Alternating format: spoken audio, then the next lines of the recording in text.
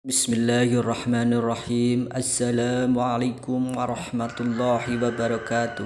Selamat datang di channel Kang Juang. Dukung terus untuk kami berbagi motivasi dan informasi dengan cara like, subscribe, and comment.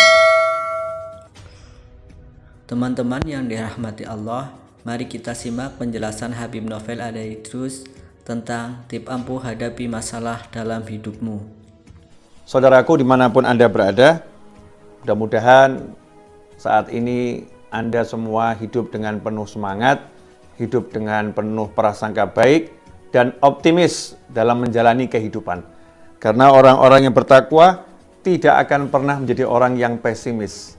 Orang yang pesimis itu orang yang putus asa, orang yang bergantung kepada makhluk, bergantung kepada pekerjaannya, bergantung kepada tabungannya, bergantung kepada relasinya. Semua gantungan-gantungan tersebut, sandaran-sandaran tersebut menjadikan kita justru lemah. Orang-orang yang bertakwa, walaupun bekerja, walaupun berusaha, walaupun punya tabungan, walaupun cari relasi sebanyak mungkin, tetapi selalu ingat pada pesannya Allah Ta'ala, Qul huwallahu ahad, Allahus somad. Katakanlah hanya Allah yang Maha Esa yang ada. Hanya Allah yang Maha Esa, Allahus somad. Allah tempat bergantungnya segala sesuatu.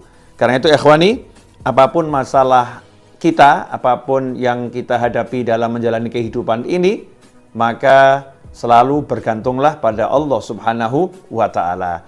Kenapa saya sampaikan ini? Karena WA-WA yang masuk yang saya baca, banyak yang mengeluh.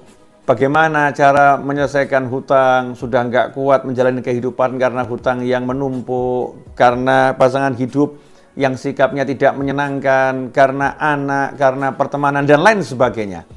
Pusing menghadapi masalah, bingung mencari solusi. Ikhwani rahimakumullah, alhamdulillah, kita ini makhluk, kita ini ciptaan, dan kita punya Tuhan yang maha menciptakan, yang telah menyatakan Bismillahirrahmanirrahim. Dengan nama Allah yang maha pengasih lagi maha penyayang. Allah maha pengasih, Allah maha penyayang, Allah lah Tuhan kita semua, Allah lah pencipta kita, dan Allah telah memberikan solusi, jalan keluar untuk masalah kita. Gimana caranya kita mendapatkan solusi tersebut? Jalan keluar tersebut, Allah telah menjelaskannya dengan gamblang dalam salah satu wahyunya, wa may yattaqillaha yaj'al lahu makhrajan wa yarzuqhu min haitsu la yahtasib. Barang siapa bertakwa kepada Allah, takwa artinya melaksanakan semua perintah Allah, menjauhi semua larangan Allah. Sholat dijalankan, orang tua dihormati, berbakti pada orang tua, terhadap pasangan hidup menjalankan kewajibannya, terhadap anak menjalankan kewajibannya, ketika bekerja menghindari yang haram, meninggalkan yang haram, mencari yang halal, bertakwa pada Allah Subhanahu wa Ta'ala. Yaj'allahu makhraja. Janjinya Allah Ta'ala, yaj'allahu. Dia Allah, bukan yang lain. Bukan harta simpanan kita, bukan perencanaan kita. Langsung Allah yang turun tangan, yaj'allahu. Dia Allah menjadikan lahu untuk orang tersebut yang bertakwa kepada Allah Ta'ala, makhraja, jalan keluar. Yang namanya jalan keluar itu berarti solusi. Ya, tertutup seperti apapun, mentok seperti apapun, kepepet seperti apapun, pusing seperti apapun, Allah yang berjanji, ya ja'allahu makhraja. Dia Allah yang akan menyediakan untuknya. Allah yang akan mempersiapkan untuknya. Allah yang akan mengadakan untuknya makhraja, jalan keluar. Wa yarzuqhu min haitsu la yahtasib. Dan dia Allah akan memberinya rezeki min haitsu la yahtasib.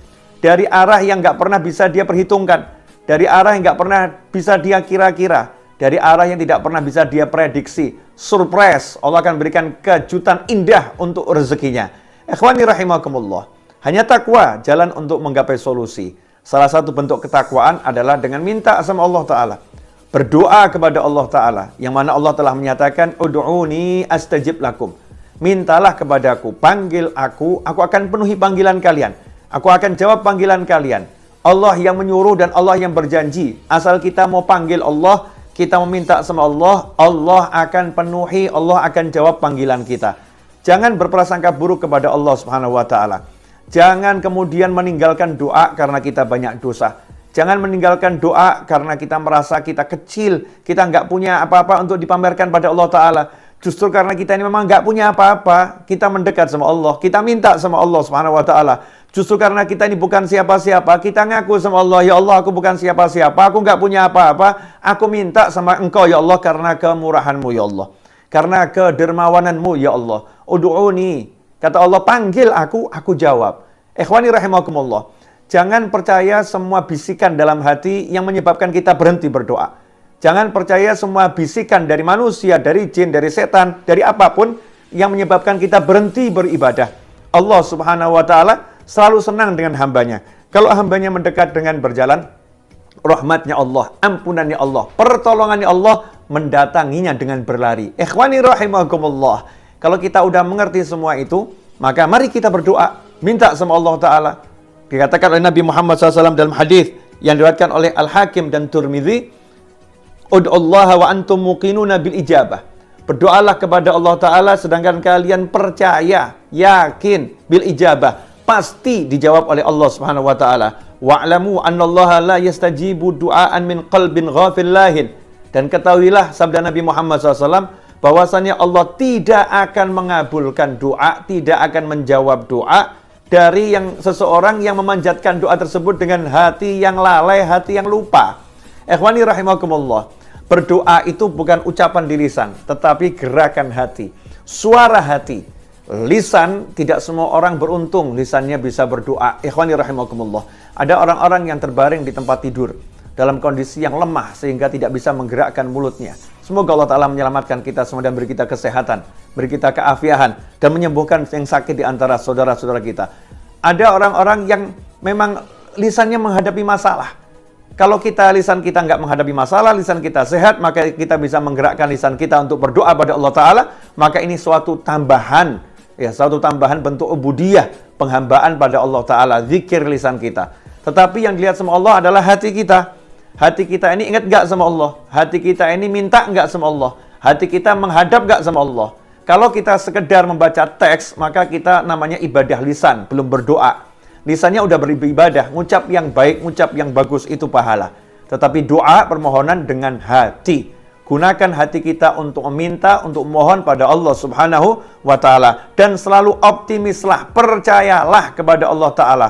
Jangan bersandar kepada apapun dan siapapun. Jangan bersandar pada perencanaan kita dalam bisnis.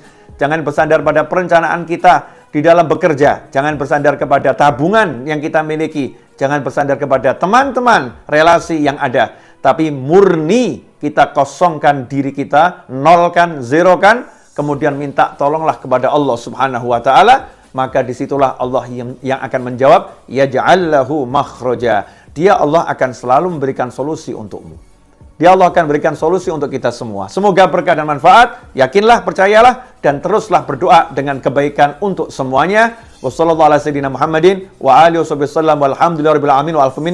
Mohon maaf atas segala kekurangannya. Wassalamualaikum warahmatullahi wabarakatuh.